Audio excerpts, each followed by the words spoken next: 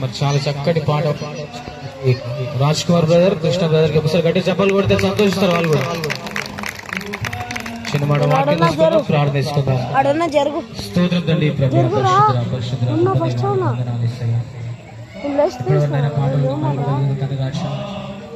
వాక్యం ద్వారా మీరు మాతో మాట్లాడడం నేస్తున్నాం వచ్చినాం తండ్రి.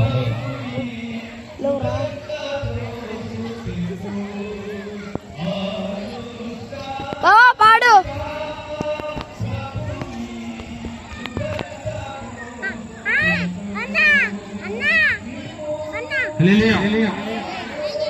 సరే, మనిషి జీవితంలో కొన్ని దశలు ఉంటాయి. కొంచెం లైట్ డౌన్ చేయాలి,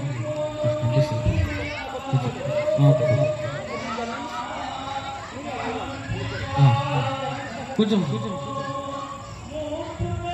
మనిషి జీవితంలో మరి కొన్ని దశలు ఉంటాయి మనకి.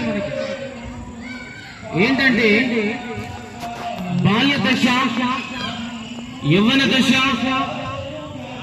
మధ్య దశ, వృద్ధాప్య దశ అని చెప్పేసి కొన్ని మనకు ఉంటాయి. మనిషి పుట్టినప్పుడు చిన్నపిల్లలు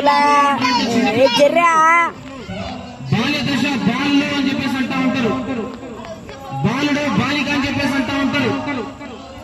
కొంచెం యవ్వన ప్రాయం వచ్చిన తర్వాత, ఒక ఏజ్ వచ్చిన తర్వాత ఆ దశను ఏమని పిలుస్తారు అంటే అప్పటికి చిన్న పిల్లలు అని చెప్పేసి అన్నటువంటి మాట కాస్త వీళ్ళు యవ్వనస్తులు అనే మాట మనం మాట్లాడుతూ ఉంటాము.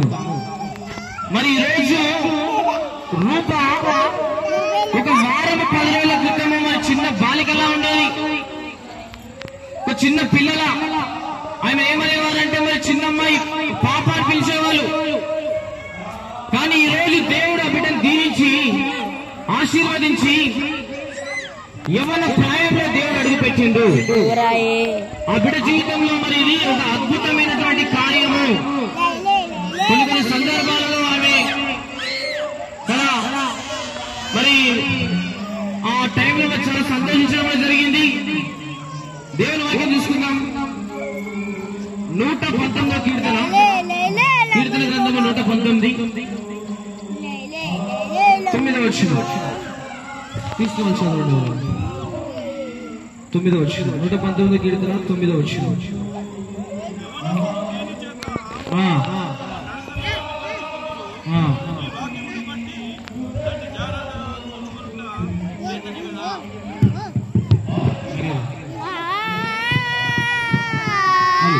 యవనస్తులు దేని చేత నీ వాక్యం దాన్ని జాగ్రత్తగా చూసుకున్నట్ట చేతనే కదా. చాలు కదా. ఏంటంటే మరి యవనస్తులు దేని చేత తన నడత శుద్ధిపరచుకుంటారంట. యవనస్తులు దేవుని వాక్యము చేత తన యొక్క జీవితాన్ని శుద్ధిపరచుకోవాలంట. దేవుని మాటల ద్వారా తన యొక్క నడతను శుద్ధిపరచుకోవాలంట.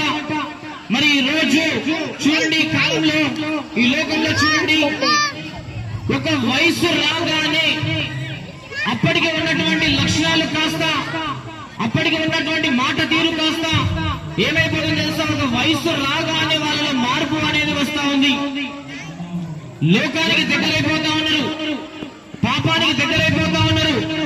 యవ్వన ప్రాయం ఉన్నటువంటి ప్రతి ఒక్క బిడ్డ కూడా ఇంట్లో తల్లిదండ్రుల మాట తక్కువ విని లోకంలో జరుగుతున్నటువంటి ఘనకార్యాలకు వాళ్ళు ముందు వరుసలో నిలబడతా ఉన్నారు. ఈ లోకంలో యవ్వన బిడ్డలందరూ కూడా దాదాపుగా చూస్తా ఉంటే వాళ్ళకి ఇష్టానుసారంగా జీవిస్తా ఉన్నారు. మందిరానికి వచ్చే వాళ్ళ సంఖ్య తక్కువైతుంది. యవ్వనులు ఎక్కడ ఉంటారంటే, ఎక్కడైతే సినిమా పాటలు, బ్రేక్ డాన్సులు ఎక్కడైతే వినిపిస్తా ఉంటాయో వాటిపైన చెవి కోసుకుంటున్నారు. కానీ ఎక్కడైతే సినిమా కబుర్లు, పిచ్చి పిచ్చి మాటలు, ఎక్కడైతే విచ్చలవిడి తలంపులు ఉంటాయో అక్కడ యవనస్తులు కనిపిస్తున్నారు. కానీ దేవుని ముచ్చట్లు, దేవుని పాటలు అనేసరికి చూద్దామన్నా అక్కడ యవనస్తులు కంటికి కనిపిస్తలేరండి. కానీ దేవుని వాక్యం సెలవిస్తా ఉంది, ఏందో తెలుసా? యవనస్తులంట దేని చేత వాళ్ళంతా శుద్ధి చేసుకుంటారంటే దేవుని వాక్యము చేతనే, దేవుని వాక్యం చేతనే వాళ్ళ యొక్క నడతను శుద్ధి చేసుకోవాలి. ఈనాడు మరి యవన బిడ్డలు ఎదిగిన తర్వాత శుద్ధిగా ఉన్నారు అంటే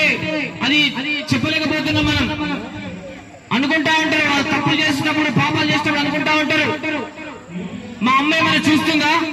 నా పక్కన మా అమ్మ లేదు కదా, నా పక్కన మా నాన్న లేడు కదా, నా పక్కన బంధువులు లేరు కదా అని చెప్పేసి రకరకాల తప్పులు రకరకాల పాపాలు చేసి నాడు ఎవరి ప్రాయాన్ని మధ్యలోనే వాళ్ళు ఏం చేస్తారో తెలుసా? మొక్కలోనే వాళ్ళు తెంపేసుకుంటున్నారండి ఈ రోజు. దేవుని ఎవరి బిడ్డలంట దేవుని వాక్యం చేతని శుద్ధి కదా. ఒక చిన్న మాట నేను ముగిస్తే టైం అయిపోయింది, వర్ణించడానికి టైం కూడా లేదు. ఒక చిన్న మాట నేను ముగిస్తా. ఒక దగ్గర ఏంటంట, అర్ధరాత్రి టైంలో ఒక దొంగ ఏం చేసిందంట, ఒక ఇంట్లో దూరి ఒక వస్తువు దొంగిలించిందంట. ఒక ఇంట్లో దూరి ఒక వస్తువును దొంగిలించి పరిగెడుతున్న టైంలో ఒక వ్యక్తి అతను చూసిండు. వినాలి, అయిపోయింది. ఒక వ్యక్తి అతను చూసి దొంగ దొంగ దొంగ దొంగ అని చెప్పేసి ఆ వ్యక్తిని పట్టుకోవడం జరిగింది. ఆ దొంగ అంటున్నాడు, మంచి వ్యక్తి అంటున్నాడు, నా సంగతి నీకు తెలియదురా, నన్ను వదిలేసి నువ్వు వెళ్ళిపో, నా గురించి నీకు తెలియదు, నన్ను వదిలేసి నువ్వు వెళ్ళిపో అని చెప్పేసి అంటే వాడు గట్టిగా పట్టుకుని దొంగ దొంగ దొంగ దొంగ అని చెప్పేసి అంటా ఉన్నాడు. అదే టైంలో పోలీసులు వస్తున్నారు. పోలీసులు రావడం ఏం చేస్తున్నారు, అతని చేతిలో ఉన్నటువంటి ఎవరైతే మంచి వ్యక్తులు అతని చేతిలో పెట్టేసి వీడు కూడా దొంగ దొంగ దొంగ అంటున్నాడు.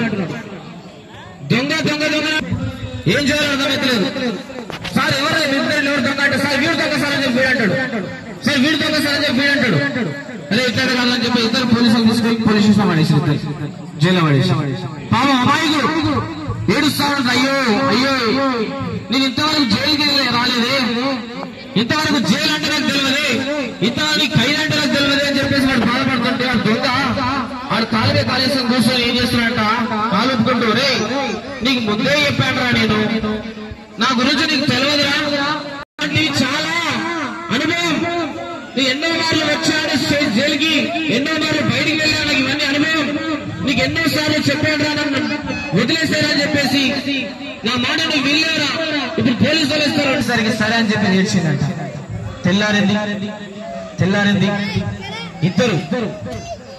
ఇద్దరిని ఆ పోలీసు వాళ్ళ దగ్గర తీసుకొచ్చి, రే ఇప్పటికైనా చెప్పండి రా, మీ ఇంట్లో మీ ఇద్దరు ఎవరా నిజమే ఎవడరా, ఆ కావాలి టేప్ రికార్డ్ బటన్ నొక్కగానే దాంట్లో మాటలు బయటపడుతున్నాయి అంట.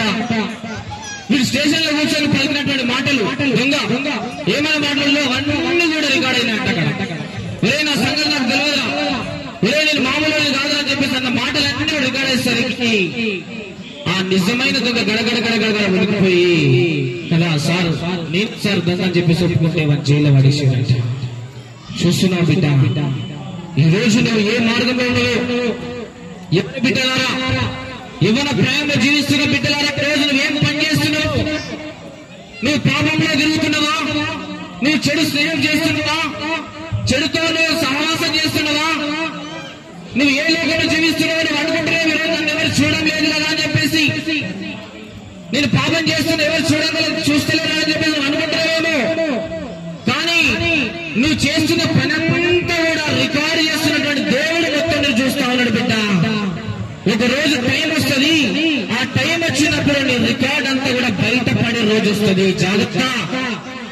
నీ కళ్ళు చూస్తానని చెప్పేసి అనుకుంటావు, కానీ దేవుడు చూస్తున్నాడు, భయం కలగాలి. ఈ రోజు మన రూప దేవుడు చూస్తున్నాడు, భయం కలిగి ఆశీర్వదించడు దాకా. గడి సభలు మన మధ్య రాముల్ బ్రదర్ ముందుకు వచ్చి వాక్యం నిమిత్తం ప్రే చేస్తాడు.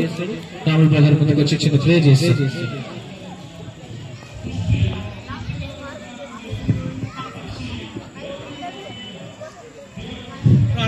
కళ్ళు మూసుకోండి. స్తోత్రం తండ్రి, పరిశుద్ధమైన దేవాన్ని వందనములు యేసు ప్రభా. నాయనా శాంతి సమాధానం నెమ్మది ఇచ్చిన ప్రభా, అబ్రాహాము ఇస్సాకు యాకోబు దేవానికి వందనములు ప్రభా. స్తుతి స్తోత్రం నీకు ఘనత మహిమ ప్రభావములు కలుగును గాక. యేసయ్య ఈ ప్రాంతంలో శాంతి సమాధానం నెమ్మది ఉండును గాక. ఇక్కడికి వచ్చిన బంధుమిత్రులందరూ దీవించి మీరు ఆశీర్వదించండి ప్రభా. ప్రతి ఒక్క బిడ్డలైనా మీరు ఎక్కడైనా భద్రపరచుకోండి యేసుప్రభ. ఈ ఫంక్షన్ చుట్టూ కంచి అగ్ని దూతల కాపుదలం ఉంచండి యేసుప్రభ. అందరిపైన ఈ యొక్క పరిశుద్ధాత్మను కుమ్మరించి ప్రతి ఒక్క బిడ్డకు రక్షణ భాగ్యం దయచేసి మీ సేవలో వాడుకోనండి ప్రభా. ఆయన రూపాన్ని బట్టి కీర్తిని బట్టి ప్రార్థిస్తున్నాం ప్రభా. వాళ్ళు ఏమైనా ప్రేమలోకి వెళ్ళిండ్రు యేసు ప్రభా, వాళ్ళకి మంచిగా జ్ఞానము తెలివి మీరు దయచేసి ప్రభా జీవితంలో ప్రభా నాయన అనేక విధాలుగా నాయన వాళ్ళని ఆశీర్వదించండి ప్రభా. గొప్ప దేవానికి స్తుతులు స్తోత్రములు యేసు ప్రభా. ఎందుకంటే వారి ఎవలంలో ఆయన పరిగెత్తపోతున్నారు ప్రభా. లోకంలో చాలా పాపం ఉంది యేసు ప్రభా. వాళ్ళ పాపంలో జీవించడానికి వీలే చేసు. మంచి జ్ఞానం తెలుగుతో ప్రభా నీ వాక్యం ప్రకారంగా ప్రభా రూపా కీర్తి జీవించి ప్రభా నీ నామానికి ఘనత మహిమ తెచ్చుకునే బిడ్డలుగా వాడబడాలి ప్రభా.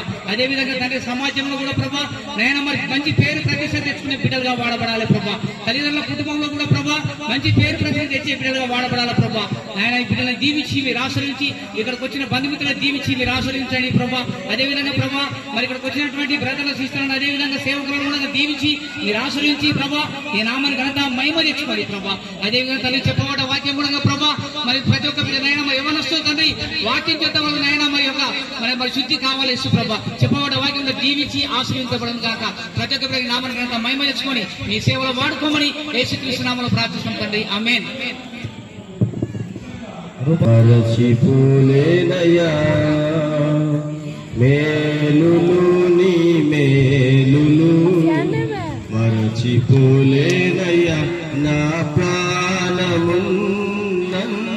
వరకు, విడచిపోలేనయ్యా నా ప్రాణమున్నంత